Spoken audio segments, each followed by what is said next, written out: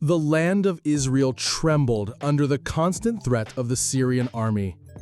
King Ben-Hadad of Aram was relentless, sending forces to raid, attack, and break the spirit of God's people. Yet, time and again, his secret plans were exposed. It was as though someone in his war room whispered the details to Israel's king. Confusion spread among his commanders, but the truth was far more extraordinary. It wasn't a spy among them, it was a prophet in Israel. Elisha, God's messenger, heard even the whispers spoken in private chambers. And this was only the beginning of God's intervention. Furious and desperate, the Syrian king plotted to silence the prophet once and for all. Under the cover of night, he dispatched a vast army of horses, chariots, and soldiers to surround the city of Dothan, where Elisha lived. By dawn, the city was trapped, every road sealed off, every escape blocked. Fear gripped the heart of Elisha's servant when he saw the enemy forces stretching across the hills.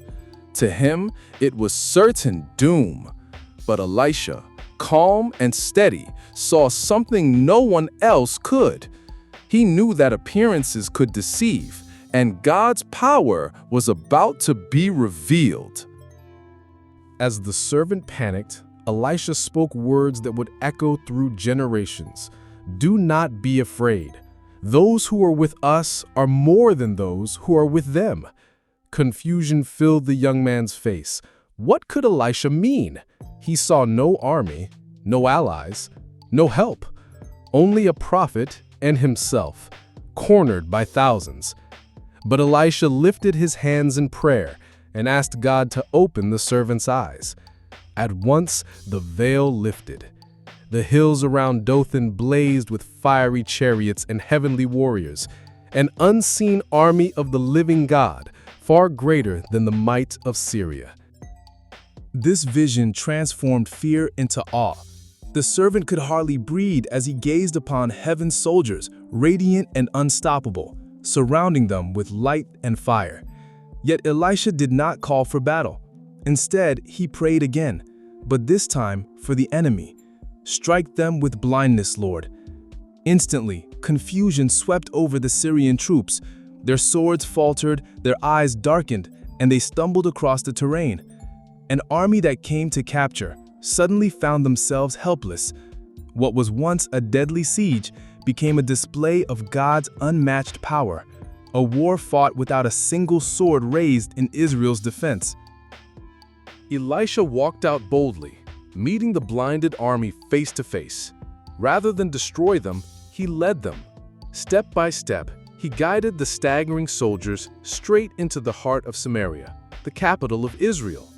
Imagine the scene. An entire enemy force, once fierce and proud, now vulnerable and confused, led by the very man they came to capture. By the time their blindness lifted, they were surrounded not by victory, but by the king and soldiers of Israel. It was the perfect moment for revenge, but Elisha's purpose was not destruction.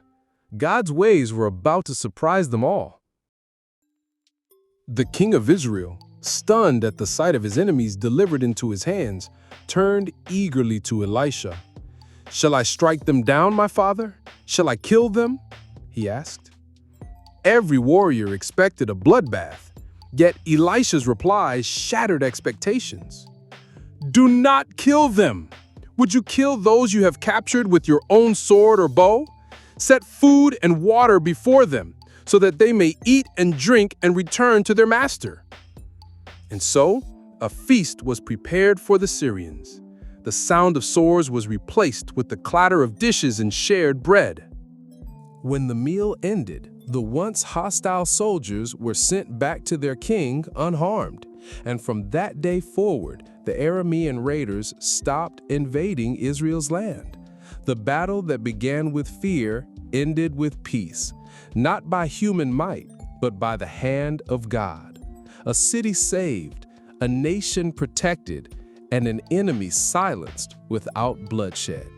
This is the God who fights in ways we cannot imagine, turning certain defeat into overwhelming victory.